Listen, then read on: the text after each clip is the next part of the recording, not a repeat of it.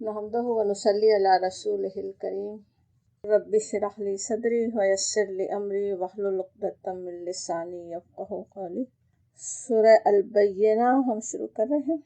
इस सूरह को मदनी भी समझा गया,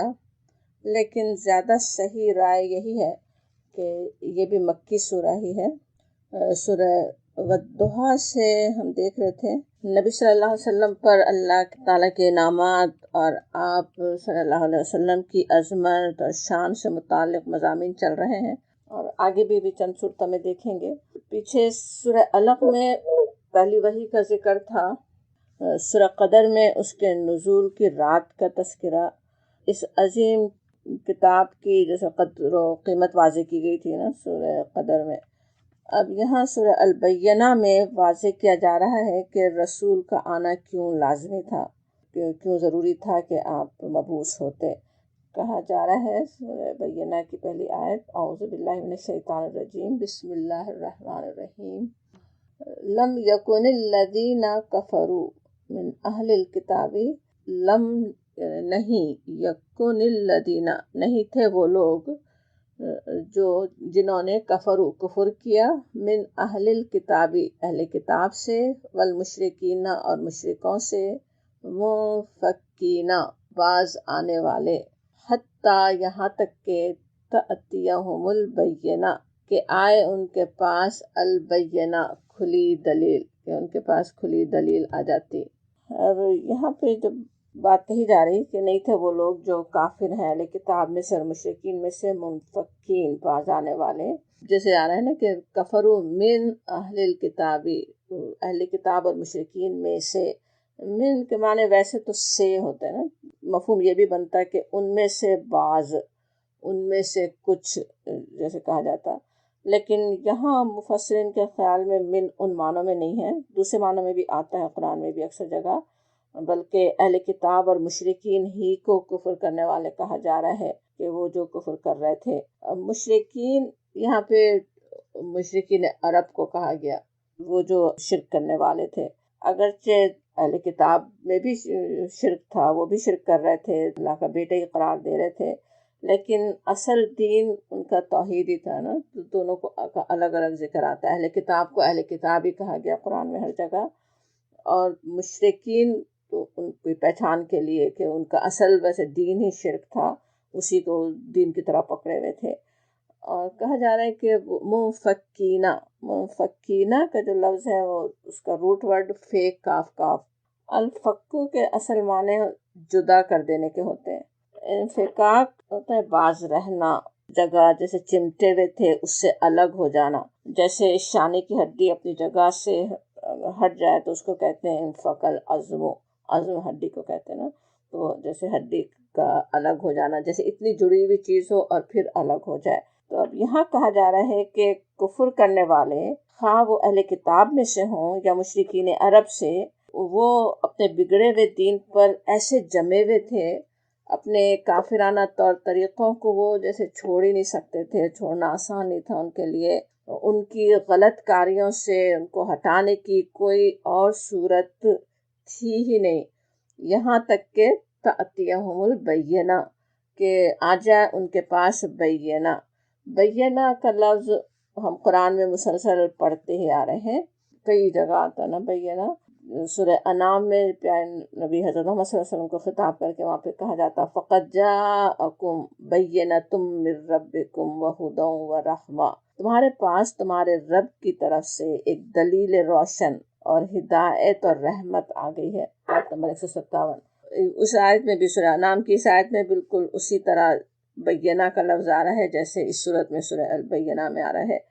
आपके पास आई रब की तरफ, आपके रब की तरफ से बय्यिना। वैसे हर रसूल के लिए भी यही कहा गया, वलक़द जाअकुम यूसुफ़ु मिन क़ब्लु बिल बय्यिनात, सूरह मोमिन की आयत है कि इससे पहले जो यूसुफ तुम्हारे पास बय्यिनात लेकर आए। वलक़द जाअहुम मूसा बिल बय्यिनात, सूरह अनकबूत की आयत 39। तहक़ीक़ आयत उनके पास मूसा बय्यिनात लेकर। तो अब बय्यिना का जो लफ्ज़ है बाना, इस्तबाना व तबय्यना के माने होते हैं ज़ाहिर और वाज़ेह हो जाना किसी चीज़ का, किसी चीज़ को खोल कर समझा देना, البینہ جیسے کھلی نشانی، دلیل، انگلش ٹرانسلیشن سے بھی شاید زیادہ اس کا مفہوم واضح ہوگا. بینہ کی انگلش ہوگی جیسے کلیئر پروف یا کلیئر ایویڈنس کہہ سکتے ہیں، بالکل جیسے کھلا ہوا ایویڈنس، بالکل صاف صاف ثبوت مل جائے کسی چیز کا، وہ ہے بینہ. اب یہاں پر البینہ کس کو کہا گیا، اگلی آیت میں اس کی وضاحت مل رہی ہے. آیت نمبر 2 ہے سورہ بینہ کی. رسول من اللہ یتلو صحفا مطہرہ. رسول من اللہ، یہاں پہ کہا جا رہا ہے رسول اللہ کی طرف سے. رسول اللہ ویسے تو اکثر جگہ آتا ہے نا، لیکن رسول اللہ کے بجائے رسول من اللہ کہنا کیا ہے؟ نبی صلی اللہ علیہ وسلم، حضرت محمد صلی اللہ علیہ وسلم کے مقام کی اہمیت بتانے کے لیے اللہ کی طرف سے جو رسول بھیجے گئے. یتلو وہ پڑھتے ہیں، صحفا مطہرہ پاکیزہ صحف. صحف جو ہے صحیفے کی جمع. صحیفہ ہوتا جس پر کچھ لکھا جائے، کچھ اوراق جس پر لکھا جائے. کتب آسمانی کے لیے زیادہ تر جیسے مخصوص ہو گیا صحیفے کا لفظ، اور اس کی جمع صحف. اور مطہرہ کا لفظ پتہ ہی ہے طہارہ سے، پاکیزہ. تو صحف مطہرہ وہ اوراق جن میں پاکیزہ باتیں لکھی ہوئی ہوں، پاکیزہ احکامات دیے گئے، زندگی کو جیسے پاکیزہ بنانے کے لیے جن میں راستہ دکھایا گیا. اور جو کتاب جتنی خالصتاً اللہ کی طرف سے ہو اتنی ہی پاکیزہ ہوگی. پچھلے انبیاء کرام کے پاس بھی صحف مطہرہ ہی آئے تھے، لیکن انسانوں نے اپنی باتیں شامل کر کے انہیں آلودہ کر دیا. اب نبی صلی اللہ علیہ وسلم پر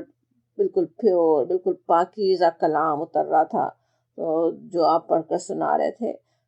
اسی صحف مطہرہ کی تشریح میں حضرت ابن عباس رضی اللہ عنہ کا قول تفسیری روایات میں آتا ہے کہ انہوں نے کہا کہ اس سے مراد یہ ہے کہ یہ صحیفے جھوٹ، شک اور نفاق اور گمراہی سے پاک ہیں. وہ پاکیزہ کتاب ہے جس میں وہ چیزیں نہیں ہیں ایسی کوئی شک میں ڈالنے والی، کوئی غلط بات، کوئی نفاق کی بات نہیں. وہ صحف مطہرہ آپ پڑھ کر سنا رہے ہیں. تو اب ایک تو یہ کہ اللہ کے رسول خود ایک بڑی بینہ ہوتے ہیں نا، ان کا پاکیزہ ترین کردار، ان کی حق گوئی، پھر جیسی ان کی زندگی نبوت سے پہلے ہوتی ہے، اور پھر وہ اللہ کا پیغام سنائیں تو صاف صاف نظر آتا ہے کہ وہ اللہ تعالیٰ کے پاس سے ہی انہیں ملا ہے، اور وہ خود اپنی طرف سے پیش کر ہی نہیں سکتے تھے. نبی صلی اللہ علیہ وسلم کا سوچیں، کوئی امکان نہیں تھا کہ کہیں سے کہ آپ وہ کلام پیش کر سکتے. آپ کی زبان، آپ کی بات چیت بالکل الگ ہے، وہ کلام جو آپ پیش کر رہے ہیں وہ بالکل مختلف ہے. جو آپ اس میں باتیں بیان کر رہے ہیں وہ کہیں سے آپ کو پتہ ہی نہیں چل سکتی تھی سوائے اس کے کہ اللہ تعالیٰ کی طرف سے وحی نازل ہو. کتنی بڑی کھلی بینہ، صاف صاف نظر آ جائے، صاف پتہ چل جائے. تو وہ بینہ ہے. دونوں مل کر یہاں پہ جیسے ان کو بینہ کہا گیا، رسول من اللہ، ایک تو رسول اللہ کی طرف سے، پھر وہ جو پڑھ رہے ہیں صحف مطہرہ، تو وہ کیسی کھلی نشانی ہے. پھر یہ بھی کہ اللہ کے رسول کا لوگوں کی اصلاح کے لیے، معاشرے کو ٹھیک کرنے کے لیے اصلاح کی کوشش کرتے ہی چلے جانا، اصلاح کی کوشش کرتے ہی رہنا. کتنی مخالفتیں ہوں، کیا کیا مشکلات ہوں، یہ ساری چیزیں مل کر امت کے لیے کیسی کھلی نشانی ہوتی ہے نا. بالکل وہی جیسے ابھی ہم کلیئر ایویڈنس کہہ رہے تھے، بالکل وہی بات ہے کہ بالکل صاف صاف سمجھ میں آ جانے والی بات ہے. اور پھر وہ پیغام جو سناتے ہیں وہ خود پھر ایک بینہ، صاف کھول کر بتا دینے والا کہ کیا صحیح ہے اور کیا غلط. ان کے پیغام کا ایک ایک لفظ گواہی دیتا ہے نا. نبی صلی اللہ علیہ وسلم کا دے رہا تھا یا ہر نبی کا بھی یہی تھا کہ وہ اللہ تعالیٰ ہی کا نازل کرتا ہے. اس پیغام میں ایسی آیات ہیں جو حق اور باطل کو الگ الگ کر دیں. ان دونوں آیات سے پھر کیا بات سمجھ میں آئی؟ اللہ تعالیٰ کی طرف سے رسول اکرم کا، نبی صلی اللہ علیہ وسلم کا آنا اور وہ پاکیزہ صحیفے یعنی قرآن مجید پڑھ کر سنانا لازمی تھا، تاکہ لوگ کفر سے باز آتے، جن گمراہیوں میں وہ مبتلا تھے اس سے نکل جاتے. اس مقصد کے لیے یہ نبی صلی اللہ علیہ وسلم کو مبعوث کیا گیا، اس مقصد کے لیے کتاب نازل کی گئی. دوسرے الفاظ میں اللہ کے رسول اور ان کے جس پیغام کو لوگ اپنے لیے مصیبت سمجھ رہے تھے اس کا آنا لازمی ہی تھا، تاکہ انہیں جہالت کی مصیبت سے نکالے، انہیں روشنی میں لے آئے اندھیروں سے. اب اس صورت کی وجہ سے یہ جو پہلی آیت ایک تو ہم نے سمجھی نا جس طرح سے کہ لوگوں کو اس گمراہی سے نکالنے کے لیے ان کی روش سے وہ باز آنے والے نہیں تھے اگر نبی صلی اللہ علیہ وسلم نہ آ جاتے، مبعوث ہوتے، کتاب نہ آتی۔ لیکن اس سورہ کی جو پہلی آیت ہے اس کو کئی طرح لوگوں نے سمجھا، اور وہ کئی طرح سے جو سمجھا اس ساری بحث میں جانے کی ہمیں اتنی ضرورت نہیں ہے، لیکن ایک اور مفہوم بھی اس کا جو سمجھا گیا وہ دیکھ لیتے ہیں۔ انفکاک کے معنی جیسے ہم نے سمجھے تھے کسی چیز سے جیسے پیوستہ ہو پھر اس سے الگ ہونا، جیسے شانے کی ہڈی کا اپنی جگہ سے ہل جانا ہم سمجھ رہے تھے۔ نبی صلی اللہ علیہ وسلم کی بعثت اور اللہ کی کتاب وہ بینہ تھی جس سے اہل کتاب اور مشرکین میں سے جو کفر کرنے والے تھے وہ الگ ہو گئے۔ ان کے پاس قلب سلیم تھا، وہ تو آگے بڑھ کر ایمان لے آئے، بلکہ اللہ کے رسول کی دعوت اور آپ کی لائی ہوئی کتاب جب تک موجود ہے وہ حق و باطل کی اسی طرح کسوٹی ہے، حق کا حق ہونا واضح کرنے اور باطل کا باطل ہونا واضح کر دینے والی بینہ ہے نا یہ۔ اس وقت بھی اس نے یہی کیا، صاف بتا دیا شرک میں کیا خرابی ہے، کیا برائی ہے، کون غلط ہے، کس میں کیا نفاق ہے، کون سی چیزیں نفاق کی ہیں، ہر چیز کو صاف صاف کھول کر بتا دینے والی، واضح کر دینے والی کتاب تھی۔ اور یہ کتاب جو آج بھی ہمارے پاس صحف مطہرہ موجود ہے جو رسول کریم نے پڑھ کر سنائے تھے، اسی صحیح حالت میں آج ہمارے پاس اسی طرح بینہ موجود ہے۔ آج بھی وہ کسوٹی ہے، آج بھی وہی اسٹینڈرڈ ہے، آج بھی اسی کے ذریعے ہم دیکھ سکتے ہیں کیا حق ہے اور کیا باطل ہے، کیا چیز صحیح ہے اور کیا غلط ہے۔ اور پھر کہا جاتا فیہا کتب قیمہ، فیہا ہا کا اشارہ اس صحف کی طرف،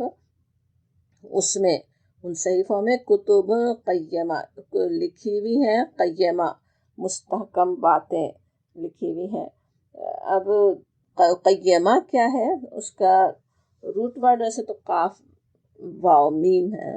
قامہ کے معنی ہوتے ہیں نا کھڑا ہونا، قیام اور قوام اس چیز کو بھی کہتے ہیں جس کے سہارے کوئی چیز قائم رہ سکے۔ قیم اور پھر اس کا مونس قیمہ۔ قیم اور قیمہ کیا ہے؟ وہ جس چیز پر دوسری چیزیں قائم ہوں، اور وہ چیز بھی جو حق و باطل میں امتیاز کرنے کے لیے معیار کی، اسٹینڈرڈ کی حیثیت رکھتی ہو، کسوٹی ہو۔ پھر جیسے واضح اور بالکل صحیح سیدھے سیدھے جیسے احکامات کے لیے بھی قیمہ کا لفظ آ رہا ہے۔ کتب قیمہ کہا جا رہا ہے۔ کتب ویسے تو کتاب کی جمع بھی ہے نا، قرآن میں کئی جگہ شریعت کے احکامات کے لیے بھی آتا ہے، جیسے کتب علیکم الصیام کہا جاتا ہے نا، کیا مطلب کہ روزہ تم پر لکھ دیا گیا، فرض کر دیا گیا۔ تو کتاب تو یہاں پہ جو کہا جا رہا ہے فیہا کتب قیمہ، تو کیا مطلب ہوا کہ کتاب میں وہ محکم آیات ہیں، آیات محکمات سمجھتے ہیں کہ جس میں صاف صاف احکامات دیے گئے، بتا دیا گیا کیا حق ہے کیا باطل، صحیح غلط کو واضح کر دینے والی، صاف صاف بتا دینے والی باتیں کہ کیا کریں اور کیا نہ کریں، ان کو کہا جا رہا ہے کتب قیمہ۔ کہ اس میں اس صحف مطہرہ میں کتب قیمہ ہے، صاف صاف راستہ بتا دینے والی وہ آیات ہیں۔ اس میں وہ آیات ہیں جو انسانوں کو سنبھالنے والی ہیں، انہیں صراط مستقیم پر قائم رکھنے والی ہیں۔ زیادہ تر مفسرین نے تو یہی مطلب لیا جو ہم نے سمجھا کہ کتب سے مراد یہاں احکامات ہیں، لیکن کسی نے یہ بھی سمجھا کہ قرآن مجید میں دوسری تمام آسمانی کتابوں کے مطالب آ گئے ہیں۔ تو اب اس آیت کا وہ مفہوم ہو یا نہ ہو، یہ بات ویسے دوسری جگہ قرآن میں کہی گئی، وہ بات بھی اپنی جگہ صحیح ہے کہ قرآن میں اس ساری کتابوں کا نچوڑ آ گیا ہے نا، جو پچھلی کتابیں تھیں، جیسے سورہ طٰہٰ کے آخر میں ہے نا، اولم تأتہم بینۃ ما فی الصحف الاولیٰ، اور کیا ان کے پاس اگلے صحیفوں کی تمام تعلیمات کا بیان واضح نہیں آ گیا؟ وہاں پہ بھی بینہ کا لفظ ہے کہ وہ جو بینہ پچھلی کتابوں میں تھی، جو صحف الاولیٰ میں تھی، وہ ان کے پاس بھی آ گئی۔ اس قرآن میں بھی وہ ساری چیزیں ہیں، وہ ساری بینہ ہے، وہ سب حق اور باطل کا فرق کر دینے والی چیزیں صاف صاف اس میں بھی آ گئی ہیں۔ تو وہ بات یہاں پہ کہی جا رہی کہ وہ اس میں فیہا کتب قیمہ، وہ چیزیں ہیں کھول کر فرق بتا دینے والی، صاف صاف احکامات، انسان کو سیدھے راستے پر قائم رکھنے والے احکامات، ان کی زندگی کو سنبھالنے والے احکامات، اور پھر وہ بھی جو پچھلی تمام کتابوں میں جو ہدایات تھیں، جو باتیں تھیں، ان سب کا بھی نچوڑ اس کے اندر آ گیا۔ اور پھر کہا جاتا وما تفرق الذین، اور نہیں متفرق ہوئے الذین اوتوا الکتاب، وہ لوگ جن کو کتاب دی گئی تھی، من بعد اس کے، ما جاءتہم، کہ آ گئی ان کے پاس، البینہ، کہ واضح دلیل، ان کے پاس بینہ آ گئی، اس کے بعد ہی وہ متفرق ہوئے۔ تفرقہ کا لفظ اردو میں بھی ہم انہی معنوں میں استعمال کرتے ہیں نا، کہ اتحاد ختم ہونا، الگ الگ فرقے بنانا۔ کہا جا رہا ہے کہ یہ فرقے اس وجہ سے نہیں بنے، یعنی جو پہلے جو دین میں بگاڑ آ گئے، جب دین میں بگاڑ آتے ہیں تو پھر کیا ہوتا ہے، کتنے ہی گروہ بن جاتے، کوئی کسی بات کو صحیح سمجھ رہا ہے، کوئی کسی بات کو صحیح سمجھ رہا ہے، اس کی بنا پہ اپنا اپنا ایک ایک فرقہ ہر ایک نے بنا لیا۔ کہا جا رہا ہے کہ یہ اختلافات، یہ فرقے بازیاں، اب سب ایک ہی اس کو تورات کو ماننے والے تھے نا، عیسائی بھی اور یہودی بھی، بالکل دو الگ بڑے مذہب بن گئے، پھر ان کے اندر کتنے مذاہب۔ تو وہ سب کب ہوا؟ جب کہ ان کے پاس بینہ آ گئی تھی۔ ایسا نہیں کہ لا علمی میں ہوا ہو، ایسا نہیں کہ کھلی کھلی بینہ ان کے پاس نہیں تھی، ایسا نہیں کہ ان کے پاس جاننے کے لیے ایک اسٹینڈرڈ موجود نہیں تھا کہ وہ دیکھ لیتے کیا صحیح ہے کیا غلط ہے، بلکہ ہوا کیا کہ وہ جس طرح قرآن میں اور کئی جگہ آتا ہے، سورہ شورى کی ایک آیت یاد کر لیتے ہیں، وَمَا تَفَرَّقُوا إِلَّا مِن بَعْدِ مَا جَاءَهُمُ الْعِلْمُ بَغْيًا بَيْنَهُمْ، کہ لوگوں میں جو بھی تفرقہ ہوا اس کے بعد ہوا کہ ان کے پاس علم آ چکا تھا، اور اس بنا پر ہوا کہ وہ آپس میں ایک دوسرے پر زیادتی کرنا چاہتے تھے، کچھ اپنی دنیاوی غرض کے لیے، کبھی ایک دوسرے پر زیادتی کرنے کے لیے، کچھ اپنا اسٹیٹس قائم رکھنے کے لیے۔ یہ بھی بہت ہوتا ہے نا، دین کو ہم کس طرح سمجھ رہے ہیں بس وہی صحیح ہے، اور دوسرا جو کہہ رہا ہے کہ اس کو اسٹیٹس وہ نہ مل جائے، اس کو گرانے کے لیے اپنی بات پہ زور بجائے دوسرے کی سمجھنے کے۔ تو یہاں پہ کہا جا رہا ہے کہ وہ بغیم بینہم، آپس میں ایک دوسرے پہ چڑھنے کے لیے، ایک دوسرے پہ زیادتی کرنے کے لیے وہ تفرقے کیے، ورنہ بینہ تو ان کے پاس بھی تھی، کھلی کھلی کتاب تو ان کے پاس ہی موجود تھی، ہدایت تو ان کے پاس بھی موجود تھی۔ یہ اصل مفہوم ہے نا کہ تفرقہ اسی کے بعد ہوا جب ان کے پاس بینہ تھی۔ لیکن اس آیت کا ایک اور مطلب یہ بھی لیا گیا کہ نبی صلی اللہ علیہ وسلم کے آنے سے پہلے تو اہل کتاب میں اس بات پر کوئی اختلاف نہیں تھا کہ اللہ کے رسول آنے والے ہیں، لیکن جب من بعد ما جاءتہم البینہ، جب نبی صلی اللہ علیہ وسلم کے تشریف آوری ہو گئی، جب آپ تشریف لے آئے، پھر انہوں نے اختلاف کیا، کچھ ایمان لائے، بہت سے لوگ آپ کا انکار کرتے رہے، انہوں نے اختلاف کیا۔ تو قرآن سے بھی اور روایات سے بھی پتہ ہی چلتا ہے کہ وہ بات کر رہے ہوتے تھے نا آپس میں، انتظار کر رہے تھے، اللہ کے نبی کے آنے کے منتظر تھے، اسی کی وجہ سے بلکہ مدینے کے لوگ پہلے سے جانتے تھے کہ اللہ کے نبی آنے والے ہیں، اہل کتابی کی وجہ سے وہ سب انتظار میں تھے، انہیں پتہ تھا اللہ کے نبی آنے والے ہیں، اور پھر آنے کے بعد پھر انہوں نے اختلاف کیا۔ تو یہ بھی ایک مفہوم اس آیت کا سے سمجھا گیا۔ اب یہ پچھلی آیت میں جس اختلاف کا ذکر ہے وہ ہوتا کب ہے؟ آپس میں یہ فرقے بننا، یہ مختلف گروہ بندیوں کا ہونا، جب اخلاص کی کمی ہو، سنسیئر نہیں ہو لوگ، اللہ کے دین کے لیے، اللہ کے دین پر چلتے رہنے اور اپنے رب کی رضا کے لیے جد و جہد کرنے کے بجائے دین کا کام بھی اپنے غرض سے ہونے لگے، دنیا کے لیے، جو دنیا کی خاطر دین کا کام ہو رہا ہو، تو کیا ہے، خلوص تو ختم ہو گیا نا، دین کے لیے تو نہیں ہو رہا، اپنے اللہ کو راضی کرنے کے لیے تو نہیں ہو رہا ہے، ہر ایک اپنا اپنا فرقہ پھر بنا کے بیٹھ جاتا ہے نا۔ اس لیے فوراً ہی یاد دلایا گیا، کہا جا رہا ہے وما، اور نہیں، آیت نمبر 5 سورہ بینہ کی، کہ وما امرو، اور نہیں حکم ہوا انہیں، امرو کہیں تو حکم دیے گئے، نہیں وہ حکم دیے گئے، الا مگر، لیعبدوا اللہ، مگر یہ کہ عبادت کریں اللہ کی، مخلصین لہ الدین، اخلاص کے ساتھ، خالص کر کے، اپنے اسی کے لیے دین کو خالص کر کے، حنفاء، یکسو ہو کر، وَيُقِيمُ الصَّلَاةَ، اور نماز قائم کریں، وَيُؤْتُوا الزَّكَاةَ، اور دیتے رہیں زکوٰۃ، وَذَلِكَ الدِّينُ الْقَيِّمَةُ، اور یہی دین ہے، دین قیمہ ہے۔ اس کی وجہ سے دین القیمہ کا مطلب ابھی سمجھتے ہیں آپ۔ اب یہاں پہ آ رہا ہے کہ وہ وما امرو، اور نہیں وہ حکم دیے گئے، الا لیعبدوا اللہ، کہ مگر یہ کہ عبادت کریں اللہ کی، مخلصین لہ الدین، اپنے دین کو خالص کر کے۔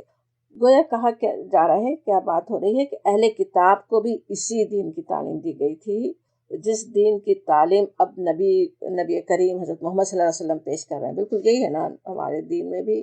دین کو اللہ کے لیے خالص کرنا، یکسو ہونا، نماز قائم کرنا، زکوٰۃ دینا، تو یہی ہدایات ان کو بھی دی گئی تھی نا۔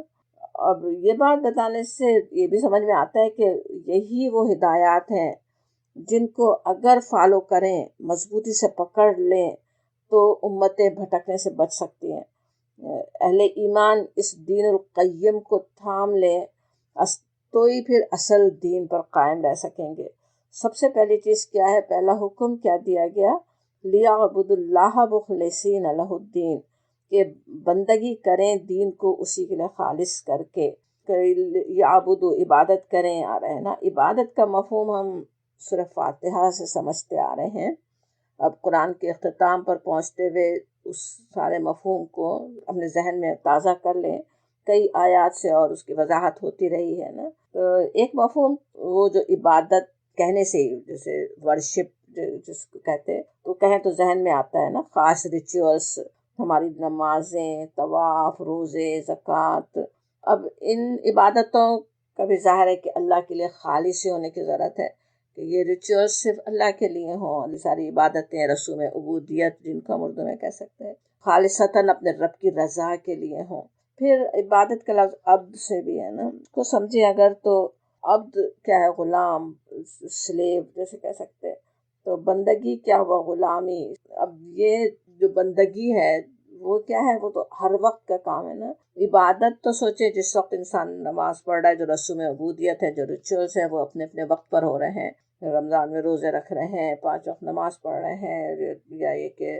چیریٹی زکوٰۃ ادا کر رہے ہوں سال میں، یا حج کر رہے ہوں۔ لیکن وہ جو بندگی، جو عبادت کا مفہوم جو ہم سمجھتے عبد سے، وہ تو کیا ہے، جب انسان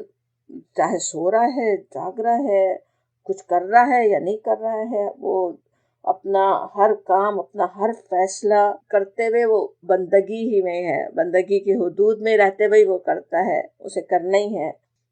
ویسے غلامی اور سلیوری کے الفاظ ہم استعمال اگر کریں تو انسانوں میں جو ہوتی وہ تو ہونی ہی نہیں چاہیے نا، اپنے ہی جیسے انسان دوسروں کو اپنا بندہ بنا لیں تو وہ پھر انتہائی بری شکل بھی اختیار کر لیتی ہے نا۔ ہمیں پتہ ہے کہ کتنی اگلی تھنگ ہے وہ کہ کسی کے سلیو ہونا، جس کو انسان سخت ناپسند کرے، جس سے نفرت کرے، کبھی بھی کوئی خود سے جانا نہیں چاہے کسی کے سلیوری میں۔ اس سے اللہ کی بندگی کو امیجن کیا نہیں جا سکتا، اس سے بالکل الگ کر کے سوچنا پڑے گا نا۔ اللہ کی بندگی میں تو بندہ اپنی رضا سے، اپنی مرضی سے اپنے آپ کو اپنے رحیم و کریم آقا کے حوالے کر دیتا ہے، ایاک نعبد و ایاک نستعین کہتے ہوئے کہ ہم آپ ہی کی عبادت کرتے ہیں، آپ ہی سے مدد چاہتے ہیں۔ اس عبادت کے کچھ لوازمات اس میں جو ہونا چاہیے، ضروری چیزیں، وہ علماء کچھ بتاتے ہیں۔ توحید پر ایمان تو ظاہر ہے کہ اصل چیز ہی ہے نا، ایمان ہے تو ہی پھر عبادت ہوگی۔ پھر یہ کہ محبت کا تعلق ہو نا، اور محبت بھی کیسی محبت ہونی چاہیے، جس نے سوچے ساری محبتیں ہمیں عطا کی، جس چیز سے بھی ہم محبت کرتے ہیں وہ ہے کس کی عطا کردہ، اتنے کرم کرنے والے آقا کی پھر محبت ظاہر ہے ہر محبت پر غالب ہونی چاہیے۔ جب اس محبت کے ساتھ اپنے رب سے بندہ عبادت کرتا ہے تو پھر اس میں وہ حسن پیدا ہوتا ہے نا، وہ احسان کی عبادت، احسان کے ساتھ عبادت ہو سکتے ہیں۔ تو اس محبت کے بھی ایک لازمی چیز ہے، اس عبادت کا ایک حصہ ہے نا۔ پھر اطاعت ہے، اوبیڈینس، اللہ کے سوا ہر کسی کی اطاعت اللہ کی اطاعت کے اندر ہی ہو سکتی ہے نا، خواہ وہ کوئی محبوب ترین ہستی ہو یا کوئی خوفناک ترین اطاعتیں ہوں۔ ویسے تو جہاں ہم سوچے رہتے ہیں وہاں کے قوانین کے پابند ہم ہوں گے ہی، جس گھر میں رہتے ہیں وہاں کے اصولوں پر چلنا ہی ہوگا، اور بھی کئی فرمانبرداریاں کرنی ہوتی ہیں، تو خود اللہ تعالیٰ نے ہی ہمیں سکھائی بھی ہے، ماں باپ کی فرمانبرداری بھی، شوہر کی اطاعت بھی، امیر کی اطاعت بھی۔ لیکن وہ ساری اطاعتیں اللہ کی فرمانبرداری میں رہتے ہوئے ہو سکتے ہیں نا۔ اطاعت بھی عبادت کا ایک لازمی حصہ ہے، ہونا ہی چاہیے نا۔ اور ساری اطاعتیں جو بھی ہیں وہ اللہ کی اطاعت کے اندر ہی ہو سکتی ہیں۔ اللہ کی فرما برداری میں رہتے ہوئے ہی سوچیں ہر ملک کے قانون پہ جو چلنا ہو یا کسی کے اصولوں پہ چلنا ہو یا کوئی اطاعتیں کرنی ہو، ہر چیز وہ اللہ کی اطاعت کے اندر ہی ہو سکتی ہے۔ اور پھر ہے خلوص، سنسیئرٹی، اپنے آقا کا مخلص ہو، کہ اس کے لیے اصل سب وفادار ہو نا بندہ۔ سوچیں اگر کوئی اپنے آقا کا سچا مخلص ہے تو اس کے دشمنوں سے محبت تو نہیں کر سکتا، خواہ وہ اس کے خون کا رشتہ ہی کیوں نہ ہو۔ کتنی دنیا میں محبت کا بھی رشتہ ہو، وہ اللہ کا دشمن ہے تو وہ دشمن ہے۔ جو اللہ کا فرما بردار ہے وہ خواہ بالکل اجنبی ہے کوئی ہے لیکن اس سے محبت ہے۔ وہ اخلاص جتنا ہوگا، جتنے خلوص سنسیریٹی ہوگی، ظاہر ہے اتنے عبادت میں خلوص آئے گا۔ اور پھر توکل بتاتے ہیں علماء کہ اپنے رب، اپنے آقا پر توکل تو سمجھیں عبادت کا حسن بھی ہے اور عبادت کو آسان بنا دینے والا بھی ہے۔ اپنے رب کی قدرت اور عظمت پر بھروسہ ہو، اس کی رحمت و محبت پہ بھروسہ، اس کے وعدوں پر یقین۔ اب توکل پہ ایسا ہو کہ میری جیسے کوششیں، میری عبادتیں، میری نیتیں سب اس کی نظر میں ہیں، وہ میری ایک ذرہ برابر کوشش کو بھی بھولنے والا نہیں ہے۔ اس نے بہترین جزا کا جو وعدہ کیا ہے وہ ضرور ہی پورا کرنے والا ہے۔ یہ توکل اگر نہیں ہوگا تو سوچیں پھر عبادت کیسے ہوگی نا۔ تو پورا توکل، 100% سے بھی زیادہ اس پہ بھروسہ ہے۔ اور یہ کہ جو احکامات اس نے دیے، جو امتحان اس نے میرے لیے رکھے، وہ سب میرے ہی فائدے کے لیے ہیں، یہ بھی توکل کا حصہ ہے۔ تو وہ یہ اس طرح سے توکل ہو۔ پھر وہ جس طرح یہاں پہ کہا جا رہا ہے کہ وہ حکم دیا گیا تھا کہ وہ عبادت کریں، اپنے دین کو اللہ کے لیے خالص کر کے، وہ خالص کر کے عبادت ہو سکے گی نا، اس طرح سے پھر عبادت ہو سکے گی پوری زندگی میں۔ عبادتوں میں بھی، ریچول میں بھی احسان کی صورت آ جائے گی، حسن آ جائے گا، اور اپنی پوری زندگی کی عبادت بھی بہترین طریقے سے انسان کر سکے گا۔ اور پھر کہا جاتا حنفاء حنیف کی جمع پلورل، حنیف الحنفو سے، جس کے معنی ہوتے ہیں گمراہی سے استقامت کی طرف مائل ہونا۔ حنیف وہ ہے جو باطل کو چھوڑ کر استقامت پر آ جائے، اللہ کی بندگی پہ قائم ہو جائے۔ جنفو جو ہے اس کا اپوزٹ ہے حنفو کا، جس کے معنی ہوتے ہیں کسی ایک جانب جھکنا اور کسی کی بیجا طرفداری کرنا، جو ایک ناپسندیدہ صفت ہے نا۔ اپوزٹ سے بھی معنوں کر سمجھ میں آتا ہے نا۔ تو حنفو کیا ہوا؟ ہر قسم کی جانبداریوں سے، میلانات سے ہٹ کر اور کٹ کر صرف ایک طرف یکسو ہو جانا، جو انتہائی پسندیدہ صفت ہے نا۔ اس آیت میں بتایا گیا کہ پہلی امتوں کو بھی یہی حکم دیا گیا تھا کہ اللہ کی بندگی کریں، دین کو اسی کے لیے خالص کر کے بالکل یکسو ہو کر۔ سورۃ توبہ میں نبی صلی اللہ علیہ وسلم کو خطاب کر کے یہی حکم دیا گیا، وَأَقِمْ وَجْهَكَ لِلدِّينِ حَنِيفًا، بلکہ قرآن کی آیت ہے، اسی طرح ہم سے بھی خطاب ہے، ہم میں سے ہر ایک سے بھی اسی طرح کہا جا رہا ہے کہ اور یہ کہ اقم، قائم ہو جاؤ، وَجْهَكَ لِلدِّينِ حَنِيفًا، دین کے لیے اسی طرف رخ کر کے بالکل یکسو ہو کر دین اسلام کی پیروی کرتے چلے جاؤ، جیسے کہا جا رہا ہے۔ حنیف کیسے ہوتے ہیں سمجھنے کے لیے ویسے ابراہیم علیہ السلام کی سیرت یاد کرنے کی ضرورت ہے۔ اللہ تعالیٰ نے جنہیں خود ابراہیم حنیفہ کے لقب سے یاد کیا،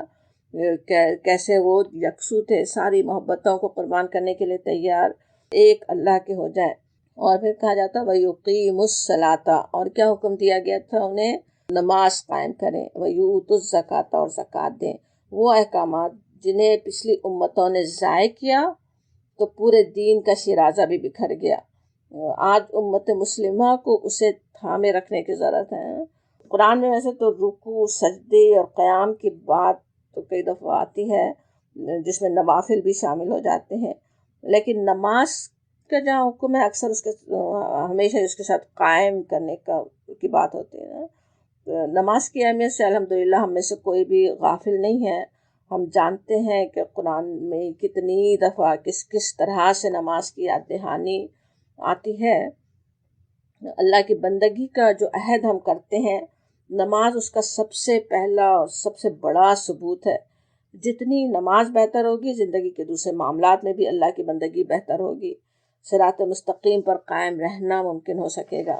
نماز سے لاپرواہی اپنے دین سے لاپرواہی ہے، اپنے رب سے تعلق میں کمی ہے، اپنے رب سے تعلق اور اس کی یاد میں کمی انسان کے دین کے لیے بڑی خطرناک ہے، بالکل بھٹکنے کے امکانات ہی ہیں۔ اسی لیے جنت الفردوس پانے والوں کی، جنت المکرمون، جنات المکرمون حاصل کرنے والوں کی صفات میں، صفات جہاں پہ آ رہی ہیں جو جیسے سورہ مومنون اور سورہ معارج میں نماز کی پابندی سے ہی بات شروع ہوتی اور نماز کی حفاظت پر ختم ہوتی۔ اس حفاظت کی، نماز کی حفاظت کی ترغیب نبی صلی اللہ علیہ وسلم نے اس طرح دلائی، آپ کی صلی اللہ علیہ وسلم کی حدیث ہے، من حافظ علیہا کانت لہو نورا و برہانا و نجات یوم القیامت، مشکات کی حدیث ہے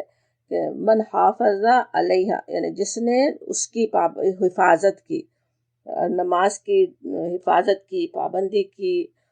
قیامت کے دن وہ اس کے لیے روشنی اور دلیل کہیں تو اس کے مومن ہونے کی دلیل اور وجہ نجات ہوگی، نور، برہان اور نجات یوم قیامت کے دن۔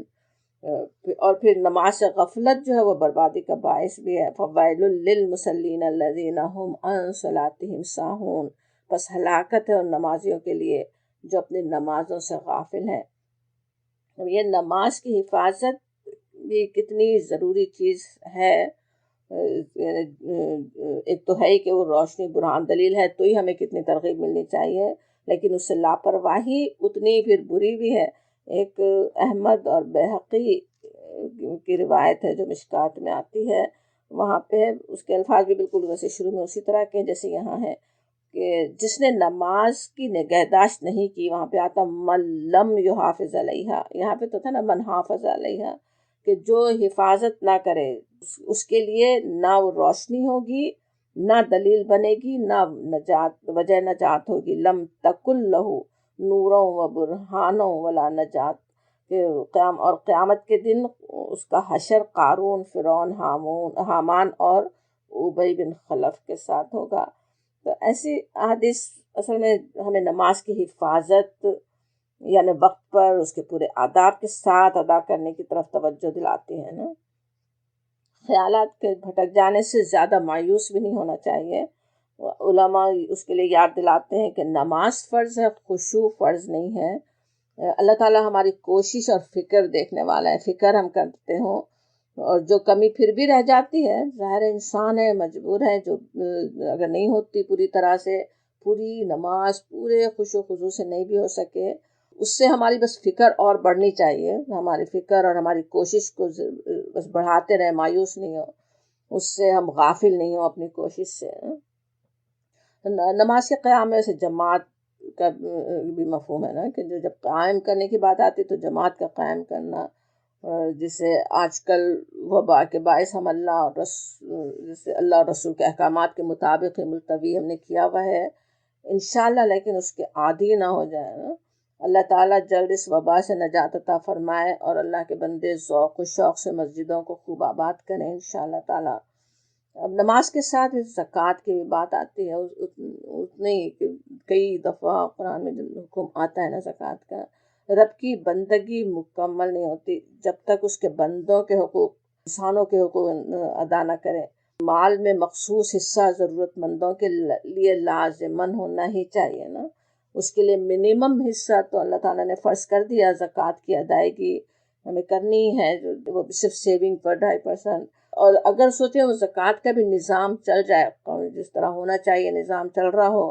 تو اتنی خوشحالی بستی میں آ سکتی کہ کسی اور دوسرے صدقات کی تو حاجت بھی نہیں رہے، کسی کو ضرورت بھی نہ رہے، اتنی خوشحال بستی ہو سکتی۔ لیکن یہ کہ جب جیسی ضرورت ہے، زکوٰۃ کے علاوہ بھی مسکینوں کا خیال کرنے کی ضرورت ہے، بلکہ دینی ضرورتوں کے لیے بھی مال میں اپنے حصہ ہونا ہی چاہیے، تو اس طرف بھی توجہ دلائی گئی۔ مال کی محبت بھی کیا ہے،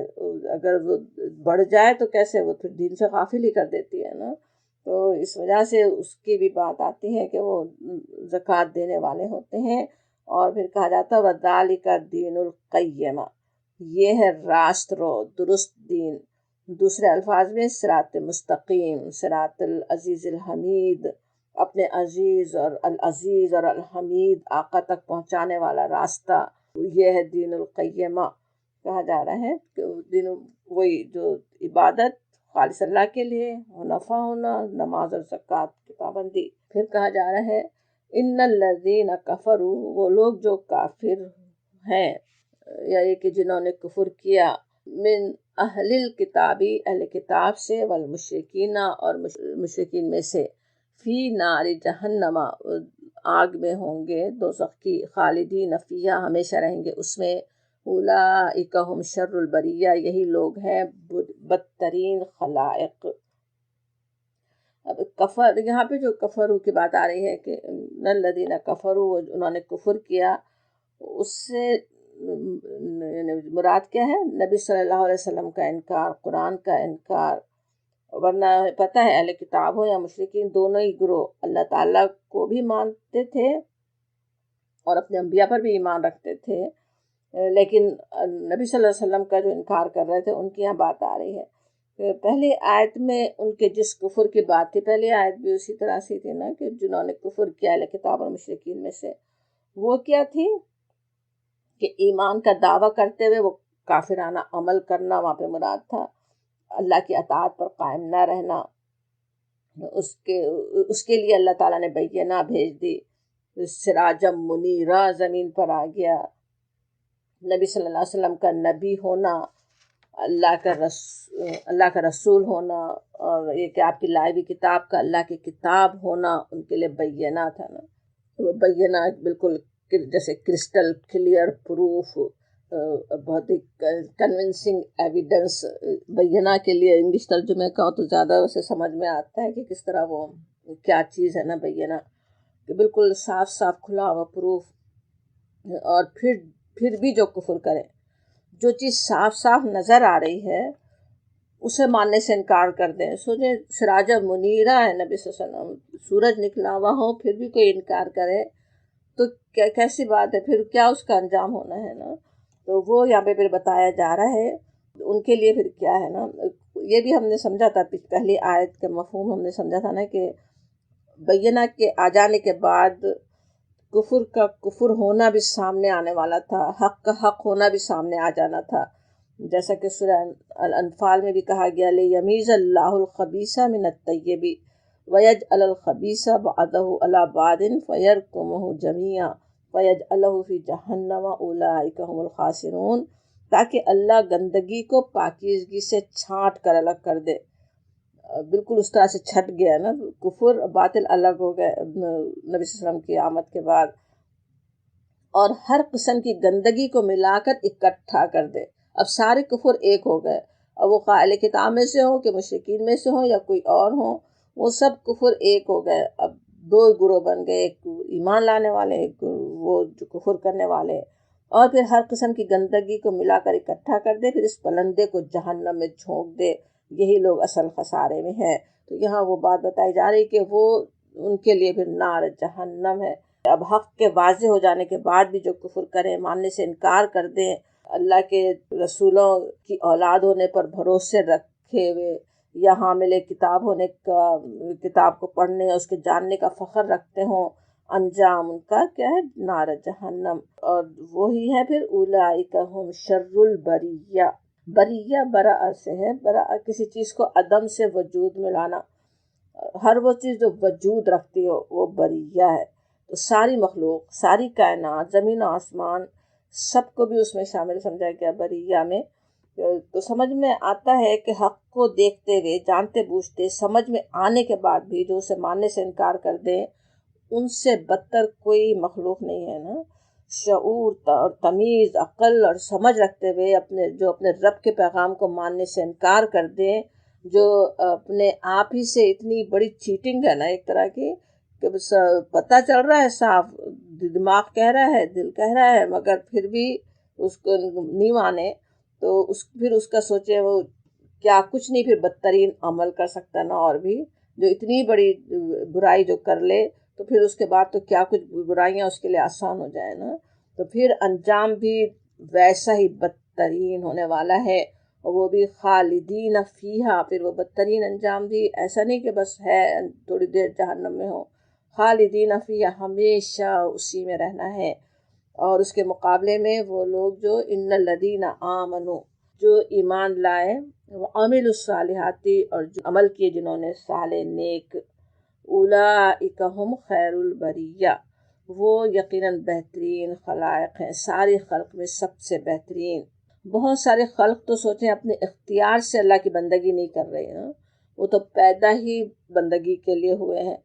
اب انسان جب اختیار رکھتے ہوئے اپنے چوائس سے اللہ کی بندگی کرتا ہے تو پھر بلند مقام پا لیتا ہے، بلکہ کیسی بلندیوں تک اپنے آپ کو پہنچا سکتا ہے۔ اللہ کے قرب کو پانے کے لیے جیسی کوشش کرے گا ویسا ہی وہ نتیجہ بھی دیکھ لے گا نا۔ اب ایمان اور عمل صالح کی ساری تشریح بھی پچھلی آیت میں بھی دیکھ کے آ رہے ہیں، ویسے پورے قرآن میں بھی، کہ دونوں کیسے لازم و ملزومی ہے۔ اور عمل صالح اصل کیا ہے نا، عبادت کا مفہوم جو سمجھا اسی سے ہم سمجھ سکتے ہیں پوری زندگی میں جو عبادت کر رہا ہے، پوری زندگی میں اللہ کی رضا کے مطابق کام کر رہے ہوں، پھر ان کے لیے اللہ تعالیٰ نے ویسی بہترین جزا رکھی ہوئی ہے،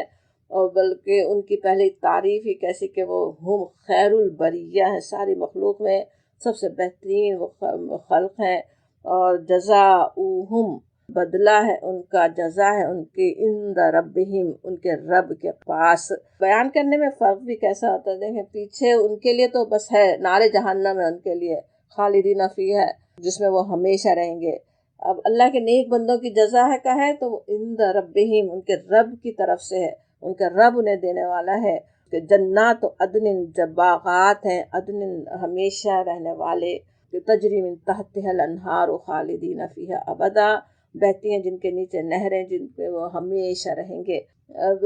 عدن کسی جگہ ایسے قرار پکڑنے کو، ٹھہرنے کی جگہ کو کہتے ہیں، جنات عدن کہیں تو دائمی قیام کی جنتیں، باغات اور پانی، جیسے انسان دنیا میں بھی اس سے کس قدر مرغوب ہوتا ہے نا، جھیل بس کھڑکی سے بھی نظر آ رہی ہے تو اپارٹمنٹ کی قیمت کے آسمان پہ پہنچ جائے گی، کتنا اس سے فیسینیٹ انسان ہوتا ہے نا، چاہتا ہے باغ کے اندر بھی قیام کی جگہ ہو، اس کے اندر رہنے کی جگہ، وہ بھی اس دنیا میں نہیں، وہاں پر جو اس خلاق کریم نے کیسی خلق اس کی دنیا میں ہم دیکھتے ہیں، کیا خوبصورتیاں اور کیا چیزیں ہیں اس نے جو اپنے خاص بندوں کے لیے تیار کی ہو، وہاں پہ وہ جنات و عدن کیسی خوشخبری ہے، جس کے حصول کے لیے سوچیں اس دنیا میں 4 دنوں کے لیے، دنیا ہے ہی کتنی نا، 4 دن بھی بڑی بات ہے، قرآن میں تو ایک پہر کی بات آتے ہیں، تو وہ کیسا نفع کا سودا ہے نا۔ خالدین فیہا، ہمیشہ رہیں گے ہی نہیں بلکہ خالدین فیہا ابدا بھی آتا ہے یہاں پہ، ہمیشہ ہمیشہ کے لیے رہنا، جس طرح سورہ کہف میں نا خالدین فیہا لا یبغون حولا، جہاں سے انسان خود بھی کبھی نہ نکلنا چاہے، جانا ہی نہیں چاہے گا، ایسی جگہ، ایسی مرغوب جگہ ہے کہ کبھی اس دل ہی نہیں بھرے، اور نہ کبھی کوئی اس سے وہاں سے کوئی نکالنے والا وہاں پہ ہے۔ تو یہاں پہ ہم دیکھ رہے ہیں جہنم کے لیے بھی خلود کی، ہمیشگی کی بات ہے، اور قرآن میں کئی مقامات پر ہے بھی، سورہ نبا میں لابثین فیہا احقابا آتا ہے، ایک کے پیچھے ایک طویل زمانہ آتے ہی چلا جائے گا۔ لیکن قرآن میں 2 مقامات یہاں پہ اور سورہ تغابن میں ایسے ہیں جہاں جہنم کے اور جنت کے خلود میں یعنی ہمیشگی میں تھوڑا فرق کیا گیا نا، جیسے جہنم کے لیے خالدین فیہا کی بات تھی اور اس کے لیے خالدین فیہا ابدا۔ ویسے تو جو جمہور کا، اہل سنت والجماعت کا عقیدہ تو یہی ہے کہ جنت اور جہنم دونوں ہی ہمیشہ ہمیشہ کے لیے ہیں، لیکن 1-2 علماء جو اکابر علماء میں سے بھی ہیں، جیسے ابن تیمیہ بھی شامل ہیں ان میں، وہ خیال ظاہر کرتے ہیں کہ ہو سکتا ہے کہ کبھی مدتوں کے بعد وہ وقت بھی آئے جب مجرموں کی سزا پوری ہو جائے، دونوں میں تھوڑا فرق ہو ان کے خلود میں، یہ سمجھتے ہیں نا کہ ان کا خاتمہ ہو جائے، واللہ عالم۔ تو اب یہ ہمیشہ ہمیشہ کی جنت سے بھی بڑی چیز کا ذکر پھر آگے آ رہا ہے، کہ کہا جا رہا رضی اللہ عنہم ورضوا عنہ، خوش ہوا اللہ تعالیٰ ان سے، ورضوا عنہ، اور وہ راضی ہوئے اس سے۔ ذرا سوچیں دنیا میں اپنے ہی جیسے ایک انسان کو خوش کرنا کتنا مشکل ہے، بلکہ اپنے سے چھوٹوں، اپنی اولاد جن کے لیے ماں باپ سے زیادہ کون کیا کر سکتا ہے، وہ بھی شاکی ہو سکتی ہے، شکوے ان کے بھی دل میں بھی رہ سکتے ہیں، زبان پہ بھی آ سکتے ہیں، اور جسے کچھ بڑا مقام مل جائے تب تو اس کو خوش کرنا جیسے اور بھی زیادہ مشکل ہو جائے نا۔ لیکن یہاں خوشخبری کہ اللہ رب العالمین، وہ رب السماوات والارض، اپنے ان حقیر بندوں سے جن کی کوششیں اس کی رحمتوں اس کی عنایتوں کے مقابلے میں حیثیت ہی کیا رکھتی ہیں، کیا حقیقت ہے ان کی نا، جو کوشش ایک مومن ایک بندہ کرتا ہے اور وہ ان سے راضی ہو جائے، خوش ہو جائے، اپنی رضامندی کا پروانہ سیدھے ہاتھ میں پکڑا دے اور وہ کچھ عطا کر دے کہ بندے اس سے خوش ہو جائیں۔